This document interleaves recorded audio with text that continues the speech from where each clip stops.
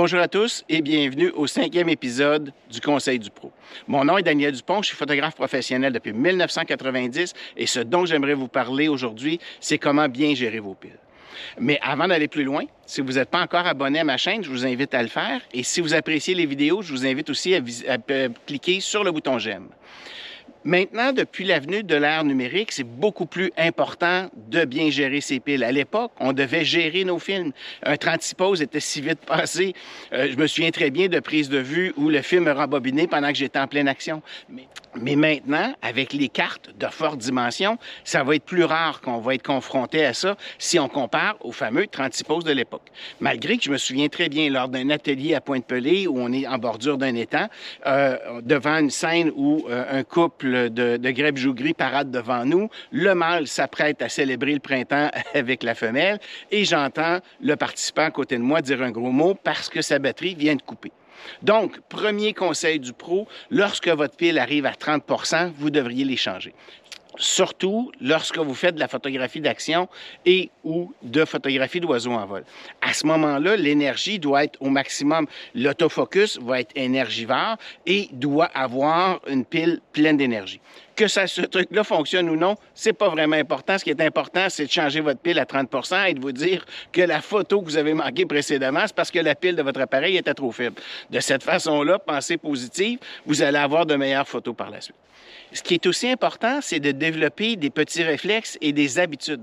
Lorsque je suis sur le terrain et que je veux changer de pile, je vais dans Veste Photo et que je change de pile, je cherche, j'ai pas vraiment le temps de regarder les petits carrés à l'arrière. Pour moi, ce qui est le plus simple, c'est une pile qui n'a pas le petit plastique de protection est une pile qui a besoin d'être chargée et une pile qui a son plastique comme ça, c'est une pile qui est pleine charge. Donc, je fouille dans mes poches, je sors la pile, celle-ci est prête, parfait, je ferme le boîtier, je change la pile et on peut continuer. Deuxième conseil du pro, inscrivez des dates à l'arrière de vos piles. De cette façon, vous allez être en mesure de bien les gérer, à savoir est-ce que cette pile-là est âgée ou pas. Autre conseil du pro, si vous êtes sur des boîtiers Canon, allez sur Info Pile. Vous allez être en mesure de voir à ce moment-là quel pourcentage d'énergie il vous reste sur la pile, quel pourcentage d'énergie vous avez passé, le nombre de déclenchements, mais information encore plus importante, les codes de couleur.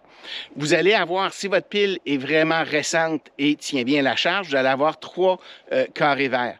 Après ça, ça va diminuer à 2 carrés verts, 1 carré vert. Par la suite, on va tomber au niveau des carrés rouges. 3 carrés rouges, 2 carrés rouges, 1 carré rouge. À ce moment, lorsque j'arrive dans les carrés rouges, généralement, c'est des piles que je n'utilise pas pour faire de la photographie d'oiseaux en vol. Et lorsque j'arrive à un carré rouge, c'est assurément une pile que je vais retirer de la rotation et que je vais envoyer au recyclage parce que l'énergie ne durera pas assez longtemps. Autre conseil du pro, vous devriez faire une rotation entre vos piles. Plutôt que de garder toujours la même pile que vous mettez sur la charge et que vous replacez dans l'appareil photo, faites une rotation.